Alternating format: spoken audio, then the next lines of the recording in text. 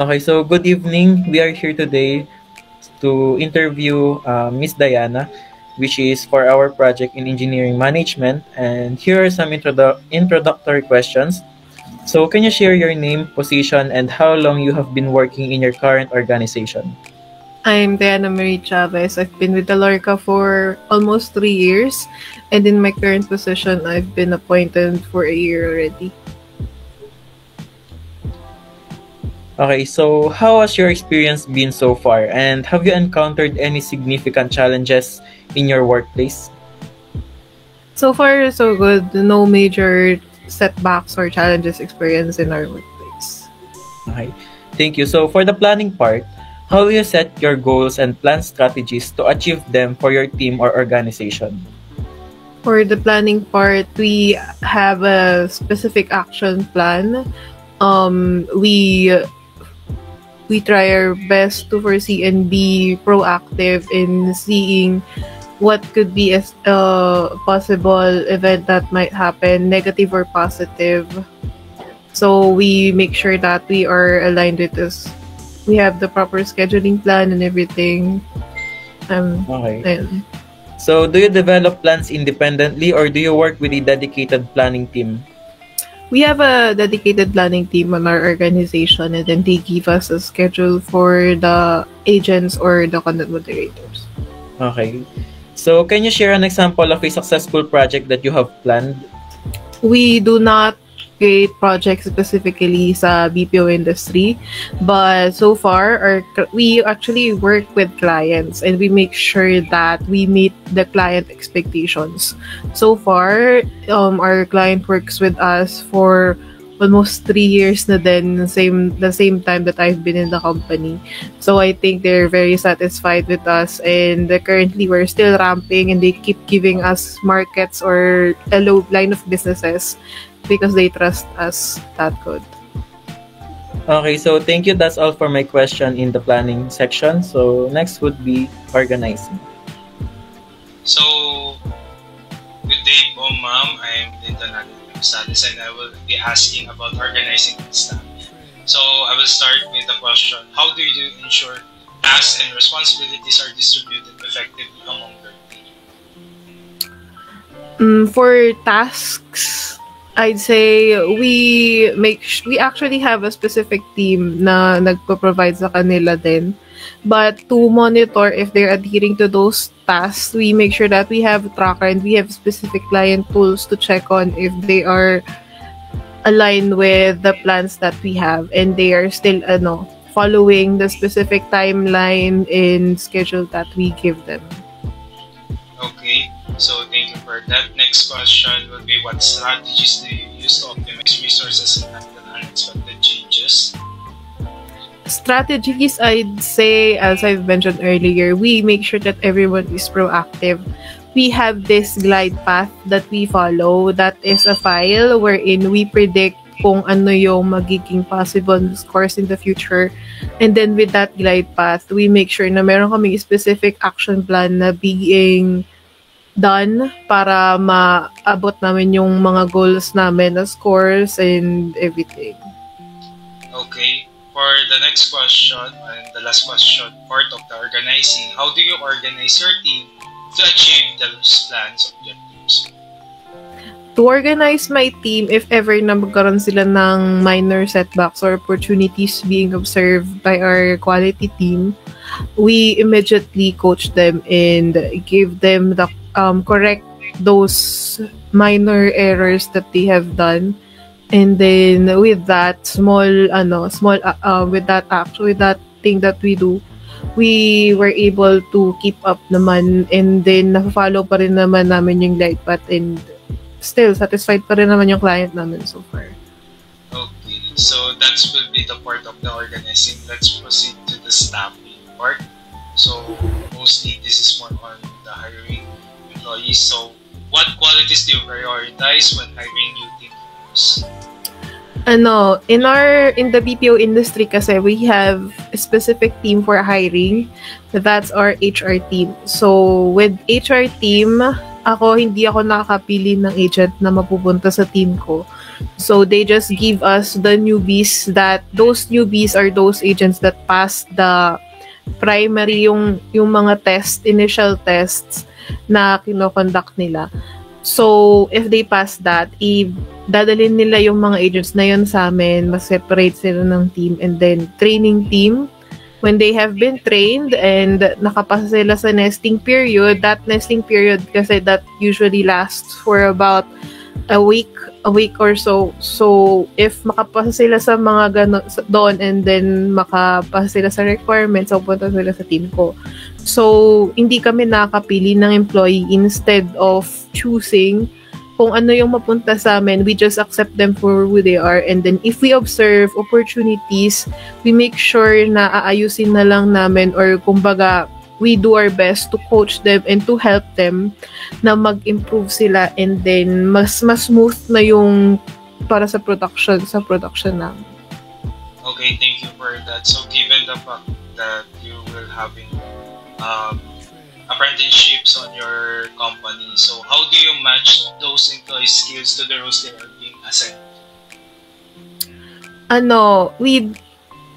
Kasi na-assign na sila sa amin, so hindi kami yung nag-a-assign sa kanila. But eventually, we will notice that there are agents na nag-excel. There are agents na exceeding pa sa expectations namin. And then, meron namang agents na hindi nami-meet yung expectations namin. So, those agents na makikita namin na may potential, we appoint them as subject matter expert or POC, and then they will help those na mga medyo nahihirapang makaabot ng expectations namin. And then when they extend that help, ayun, sabay-sabay nangaangat yung team namin. So basically, we will eventually observe and then see kung sino yung may potential. And then those who have potential, they're helping those naman na hindi pa makaya. Okay, so thank you for that. And for those new employees, what training or development programs do you provide to enhance your staff's performance sa mga natin?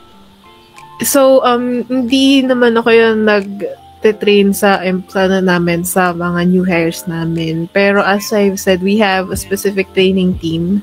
And then, in their training, I join in naman as their team manager na, since eventually ma-endorse din naman sila sa akin.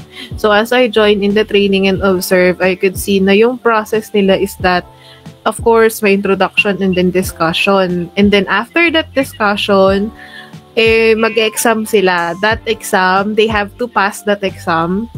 And then, if meron yun minsan mga 5 takes, ganun. If hindi pa rin nila maipasa yung exam na yun, talagang malilipat sila ng ibang market or LOB, which is hindi na sa team ko or sa department namin, kumbaga.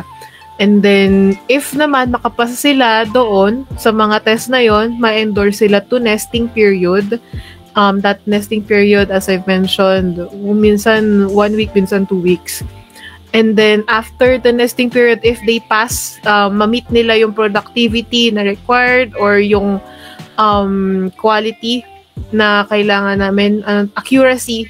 If ma-meet nila yung accuracy and then yung productivity, ma-endorse na sila for production, which is sa team ko na talaga. So, that is the flow of training sa namin, sa company namin. Oh, okay. So, that will be the part of the organizing and staffing part of our.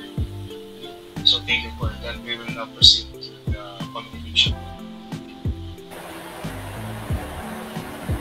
Good day again, Miss Diana. I am Kenji Adaptante and I'm pleased to meet you tonight. I have a few questions that I'd like to ask about communication. So for the first question is, how do you maintain clear and open communication with your team?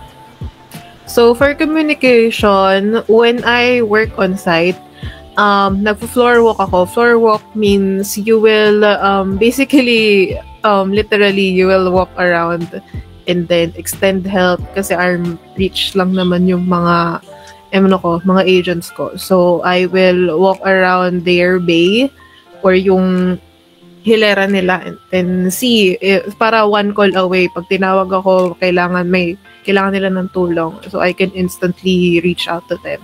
Pero now since we're working at home, we make sure that we have proper communication. By proper communication, we utilize, if you're familiar with Microsoft Teams, we utilize that. We also have a specific client tool na doon meron kaming means of communication din. Para din siyang Teams, pero mas monitored yun ng client namin, kaya client tool siya. We usually conduct calls, usually within the whole shift na doon kami sa call na yon or meeting na yon, para isang tawag lang sa amin, masagot ko na kung may kailangan sila sa akin. And also, they are open naman with me. Pwede sila mag-PM sa akin if very personally request nila. We also have lines to reach out to our bosses pa, higher ups. We can reach out to them via email. We utilize our tools, Microsoft tools. And ayun, since we're working at home, open communication lang talaga. So for my next question is, do you prepare a casual communication style or do you maintain a superior subordinate dynamic? I'd say I'm not too casual or lenient with my agents, but also I'm not that strict. Kasi if I become strict, minsan matatakot yung mga yan, lalong mag-open sa'yo. Minsan maglilihim pa yan lalo. Pero if you're in between, tapos naman kapag sobrang casual mo, baka hindi ka na seryosohin. So ako, I prefer to be in between. I casually speak with them along with that when we are working, we are serious with our work, and I make sure that they respect me still, kasi mahirap kapag di mo makontrol yung part na yun, lalo na may mga naging agents ako na mas matanda talaga sa akin. So ayun, I'd say I'm neutral, I'm in between. So for my last question is, can you share an example of how you resolve a communication issue within your organization?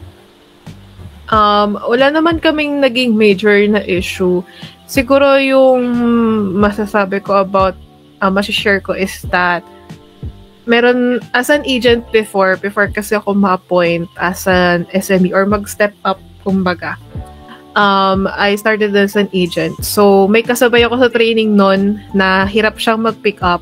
Medyo matanda na kasi siya. So, tinulong ako, since gets ko na yung ginagawa namin, while in a call with the TM that I was about to be endorsed to, tinuruan ko siya.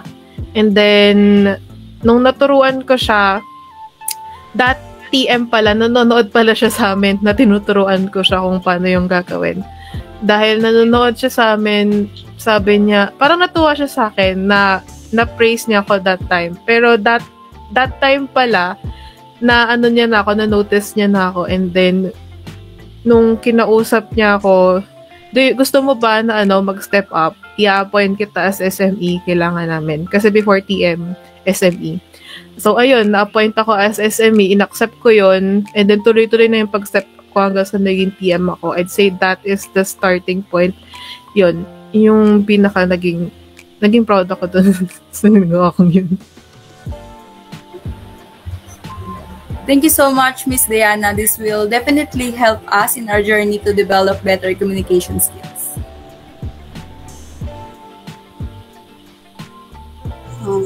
Good evening po, Miss Diane.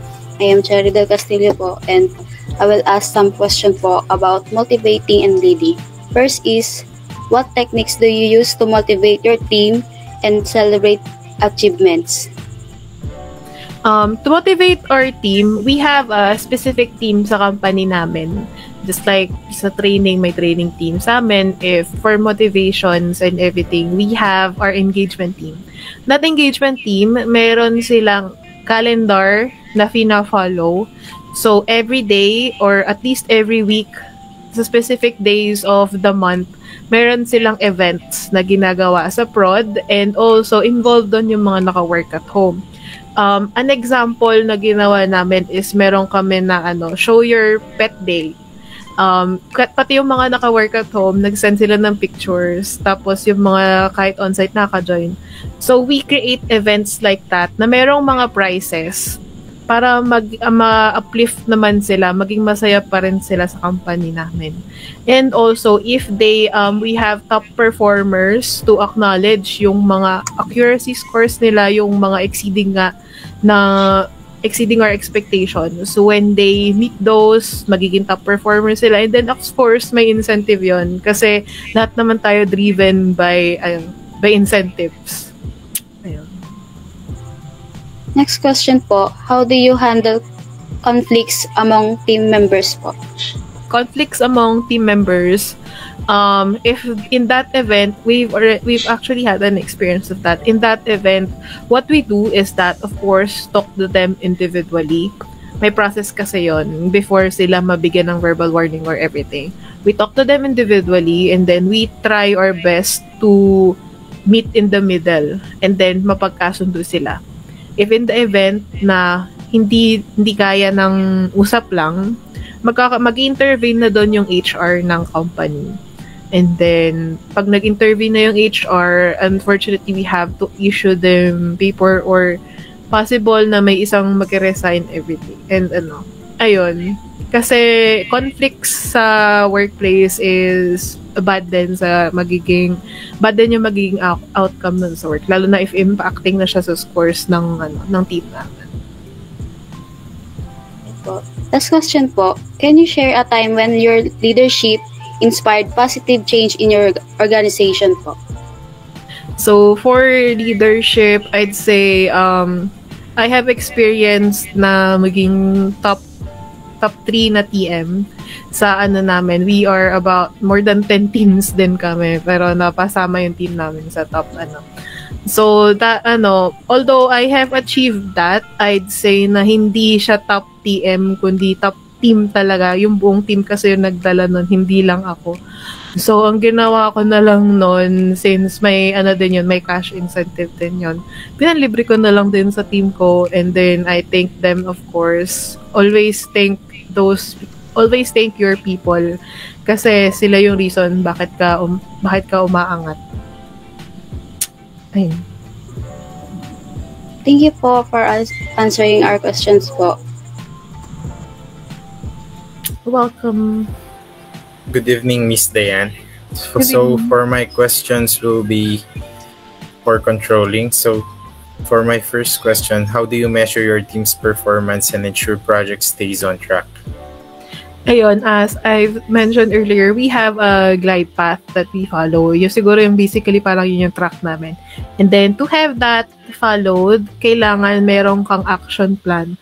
That action plan it varies if there are minor setbacks or changes weekly. So pag weekly may mga magbabago of course yung action plan mo. So ayun, we create action plans and then make sure that action plan is well executed before the end of the week, and then yung goals namin is nami-meet namin, and then follow namin yung glide path. Okay, so for my next question, what steps do you take when a project doesn't meet its objectives? Since I've mentioned na hindi kami naggagawa ng project, in the event na ganun kasi, of course, bibitaw yung client sa amin. Wala pa namang nangyayari na ganun. Pero I'd say yung mga nag-fail, siguro example na nun, if yung agent nag-fail siya for 2 consecutive weeks, hindi namin siya susukuan. We will still help. Hindi kami susuko. We will still help them. If kailangan na mas tutukan namin. And then, yung action plans, dadagdagan, if ever. And then, we'll make sure na yung communication with that specific agent is mas tight compared to the other. Kasi, and also, since I always make sure that we work as a team. So, if in the event na merong kaya pang tumulong aside sa akin, na from the team, within the team, I make sure that they also reach out and then help that person. Sabay-sabay aangat. Okay. So for my last questions about controlling, how do you ensure compliance with company policies and maintain organizational standards? To make sure para ma-ensure yan, we have, as I've mentioned kanina, meron kaming mga specific client tools. So, those client tools, they monitor yung hours worked by agent. Aside from that is, kung meron din kaming trackers, kung nami-meet nila yung productivity na required nila for the day. And then, accuracy is, we have our QAs to check on that. So, we make sure that we are tracking everything. I myself utilize yung mga client tools na yun. Kasi, if hindi nila ma-meet yung productivity, unfortunately, bawas yun sa sahod nila. So, we make sure na we are tracking everything with those client tools, and maswerte naman kami na yung mga client namin is, they are mayaman naman sila to provide tools na talagang ang galing kasi namomonitor talaga lahat individually. So, thank you for that. So, for my next question will be about general tips. So, what advice can you give on effectively managing an organization and its people? What advice I could give is that as someone who started as a mahiyain na estudyante before, do not be afraid to ask questions. Do not be afraid to reach out when you need help. Hindi nakakahiya na mag-ask ng tulong. Mas nakakahiya pag nagkamali ka kasi hindi ka humingi ng tulong. And also, find someone that you look up to. Find a mentor. Gas-gas na yung advice na yon, pero it really helps you kasi that mentor will be frank sa'yo. Sasabihin niya sa'yo kung saan ka nagkamali and saang room, kung ano pa yung room mo for improvement. Ayun. And then, be honest with yourself. And huwag kang susuko agad. Ayun. Thank you for answering all of our questions. That will be the last. Thank you again, Miss Diana. You're welcome. Okay, so again, Miss Diana, thank you for taking this with the utmost patience that you could give. With all sincerity, we are really grateful for your cooperation with this interview. That would be all, and this is the conclusion. Thank you. You're welcome.